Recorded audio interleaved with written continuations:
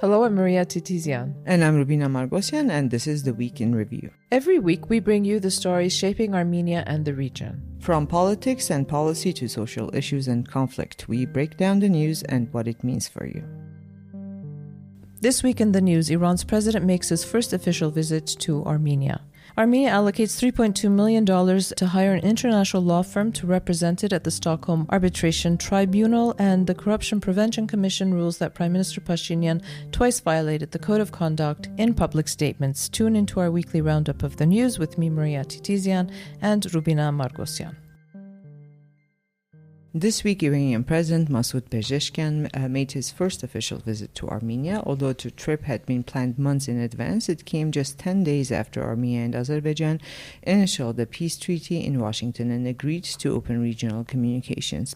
During his visit, Armenia and Iran signed 10 memoranda of understanding covering energy, culture, and education. The leaders also attended a trade forum exploring ways to expand economic ties. In talks with Prime Minister Nikol Pashinyan, Pezeshkian emphasized that Iran will never accept violations of Armenia's borders. He stressed that peace in the South Caucasus is a strategic priority and warned against involvement by non-regional powers. Both leaders said they aim to deepen bilateral relations and move towards a strategic partnership. They highlighted cooperation on the Persian Gulf Black Sea route, border crossings, and building a second bridge over the Arax River. They also stressed completing the third Armenia-Iran power transmission line and increasing energy exchanges under the existing barter agreement. Finally, they voiced support for regional connectivity, Armenia's Crossroads of Peace initiative, and cooperation platforms like the 3+3 format. This week, Prime Minister Pashinyan addressed the Armenian public in a video message, reflecting on the agreements reached in Washington earlier this month. He also discussed key issues not included in the pre-signed peace agreement, specifically the fate of Armenian POWs and detainees held in Azerbaijan, as well as the return of forcibly displaced Artsakh Armenians. Regarding detainees, he explained that while negotiations began in spring 2022 and serious efforts were made to include the issue in the agreement, Armenia did not want their release tied to signing the treaty. As a result, 58 Armenians have already returned, with diplomatic efforts continuing for the remaining cases. Regarding displaced Artsakh Armenians, he cautioned that their return is not yet realistic, warning that premature talks could destabilize the fragile peace. These concerns, he added, have been communicated to official Baku. Pashinyan also addressed the issue of 200 square kilometers of Armenian territory currently under Azerbaijani control, noting that there are also Azerbaijani territories under Armenian control. He said that any potential territorial swaps would require a referendum in Armenia. Later, at a press briefing, Pashinyan spoke about the issue of enclaves. We've been talking about this for several years, this whole notion of enclaves in Armenia, enclaves in Azerbaijan. He said that both Yerevan and Baku will present evidence supporting the legality of their respective claims. Pashinyan emphasized that he cannot abandon the topic of enclaves and exclaves because it lies within Armenia's interests as well. Azerbaijan's President Ilham Aliyev also commented on the Washington meeting, saying that the pre-signing of the peace document effectively ends the Armenia-Azerbaijan conflict. He added that Azerbaijan's position served as the basis for drafting its clauses. Aliyev said the signed document fully reflects Azerbaijan's interests. He also claimed that the country has achieved its goal of dismantling the infamous Minsk group. Infamous. Maybe for not doing anything. For not doing much. Okay, well, meanwhile, Armenia's State Revenue Committee has clarified how the TRIP route, this is the Trump route for international peace and prosperity, will operate, explaining that the country's customs service will manage the road under Armenian jurisdiction.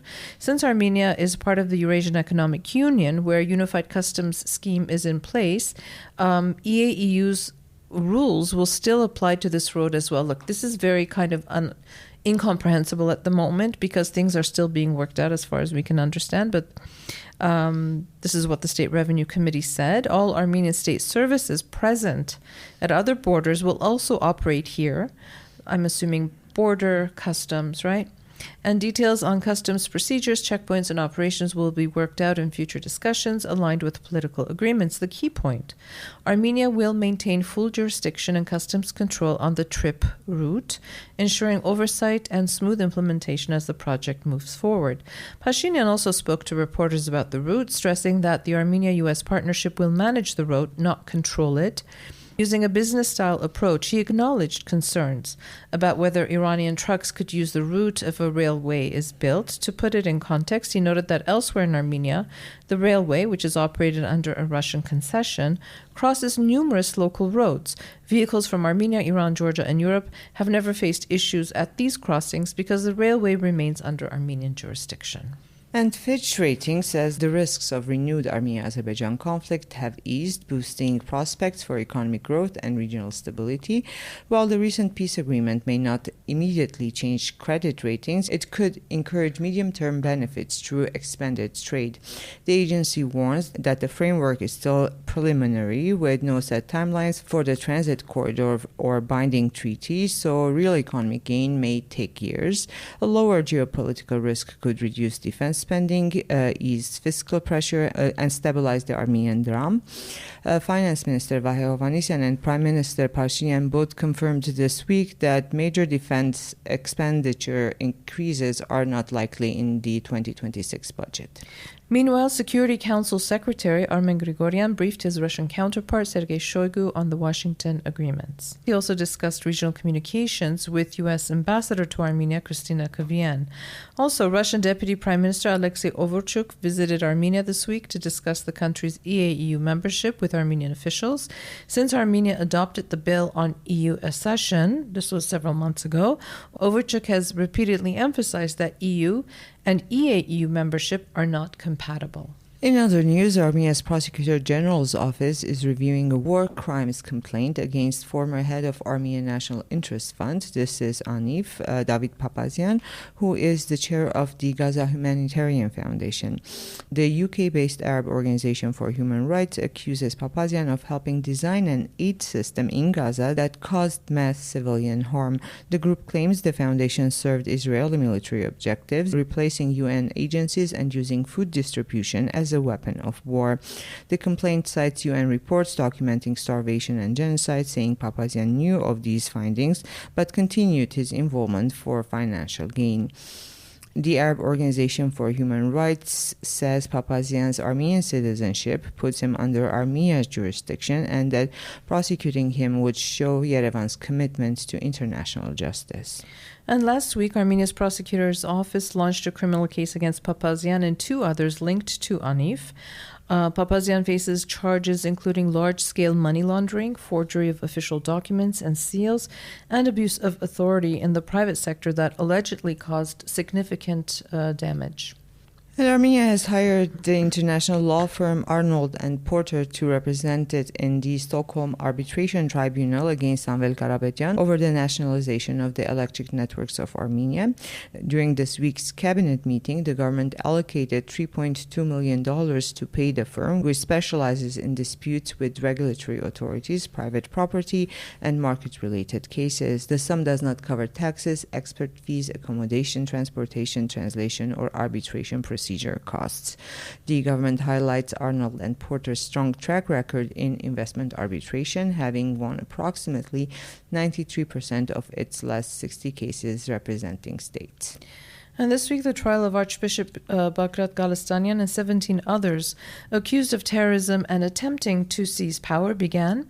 At a Yerevan court, the judge extended Galistanian's pre-trial detention by 3 months, citing the risk that he could obstruct the investigation or commit new crimes, and ruled out alternatives such as bail or house arrest as insufficient at this stage.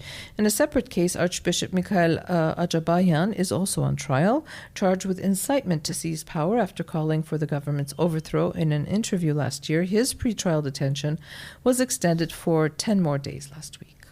Armenia's Corruption Prevention Commission has ruled that Prime Minister Pashinyan violated the code of conduct twice.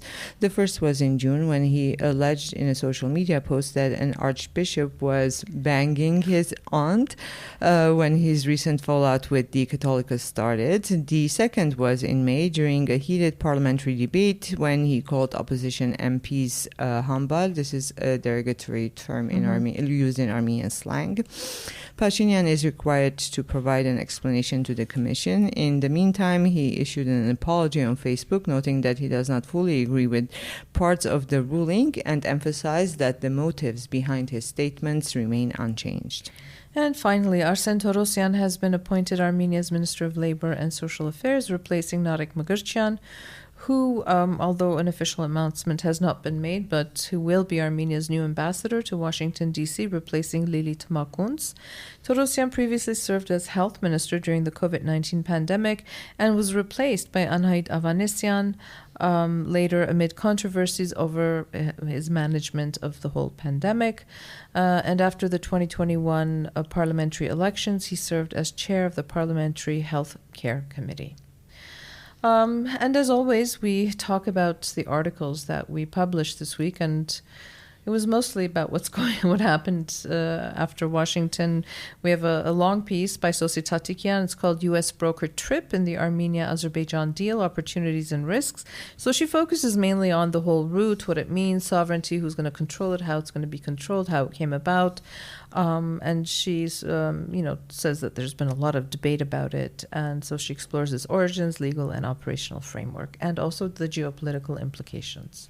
And we got one comment on Instagram that... You love that comment, don't you? I do love that comment because I found it to be funny. It said, you can't spell trip without rip, R-I-P. So... that's part of the debate. If that's part of the debate, then there's it's been worth worse mentioning. things being said. We also published a piece by Anna Gevorkian, who has not written for us for many years. Yes, she finally started again. It's called Iran's Strategic Uncertainty and Armenia's Security Challenges. Amid Iran's strained ties with Israel and the U.S., fragile diplomacy and shifting regional alliances, Armenia faces highlighted security risks. These dynamics could trigger a broader realignment of power in the South Caucasus, directly shaping Armenia's future stability. And she explains basically what's happening in Iran, what are the moods like there, what are the possibilities, and how they can affect Armenia. Yeah, and sort of just staying on the Washington thing, Gabriel Armas Cardona, again, who hasn't written for us for a long time, submitted a piece. It's called Advocating for Justice After the Peace Agreement. And it was fascinating to me because part of the deal is the withdrawal of all cases at international courts. This is from the ICJ to ICC to ECHR. And this has, people are very upset saying that this takes away an instrument from Armenia in bringing Azerbaijan to justice for its war crimes and whatnot. And what Gabriel is basically saying is that this peace process really highlights the tension between peace and justice. What comes first, peace or justice? Which one takes precedence, right? And he says that while legal rulings create certainty, they often fail the victims. He brings the example of Milosevic and Yugoslavia, right? So he was indicted on I don't know how many crimes, and he died before he was indicted. But did that really help heal the people in Yugoslavia? And then he brings the case of Timor-Leste and Indonesia, how two states, and what he's actually saying is that maybe we need a truth commission. And he's not being, naive and saying, oh, we're ready for that, because we're not. But one day, if we are ready for it, he brings the example of two states who came to an agreement to have a truth commission to sort of begin a process of healing. Anyway, it was an interesting thing. He's saying, you can have a judgment by the ECHR, you can have a judgment by the ICJ, but at the end of the day, how is it serving the victims? And also importantly, which I didn't know, was that individuals can still bring cases. So if I've lost property in Artsakh, for example, I can still bring a case to the ECHR. Yes, just not the state cases, right, which I found very interesting in that article as well. And another article Resetting the Clock, August 8 and Armenia's Path to Lasting Peace. This is an article we published just today. It's by Rafik Kasarjian, and he says Armenia did not achieve a sustainable, guaranteed peace on August 8. Rather, Armenia secured the opportunity to earn that peace by doubling down on efforts to become the primary guarantor of its security and prosperity. Yeah, I think this is a message a lot of people are taking away from it.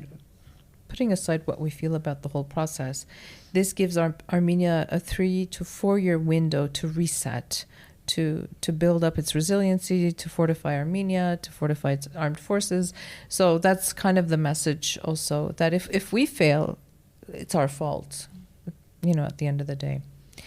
And this week we published a couple of podcasts. You did one, Rubina, with Tatiana Der-Avakisyan. Again, it's been a long time. I know. So it's one of those weeks, right? Yeah. It's called Ahead of COP17, a to-do list. So, we spoke about, there's so much to do, and we are talking about what a busy year 2026 is going to be, and COP17 is one of the major events other than the elections, EPC, a lot of things happening. And what needs to happen before that so that we're not failing the organization of that event. It was it's time we start talking about that. So absolutely. And we published 2 other podcasts that are former not creative tech, my goodness, etc. Thank you. Editor Viken Galistian did with Adom Egoyan, and one separately with Arsene Khanjian. He did this in Berlin, and fascinating conversations. It was part of. Actually, he does these podcasts in Armenian. I always forget the title because you guys picked a crazy title for it. Well, the title of the Armenian is Paityev Sagain Ainu Amenayniv, because it's kind of a take on how people start saying Paityev Sagain Ainu Amenayniv and then they don't really say much. It's kind of indirect commentary on that. We tried to translate that to English, didn't work out very well. However, but still and yet, something like that. But still and yet, didn't, because these podcasts are very kind of free. They talk about a lot of things in one sitting, so it's almost. Yeah, and he's been doing some of them in English recently, because sometimes he finds guests that he wants to talk to and in English. And another article by Michele Crestani, Rewriting Education, How Armenia's Tech Ecosystem is Shaping Graduate Programs. The author looks at Armenia's tech scene and wonders if schools can keep up. He looks at how tech firms are now teaming up with universities and why bold reforms are needed to give students the skills to thrive in a digital-first economy. Yes. But me, I always like to go back to the analog economy. And that's the kind of week it's been here in Armenia. Thank you for listening. Have a safe and peaceful weekend, and we will be back again next week.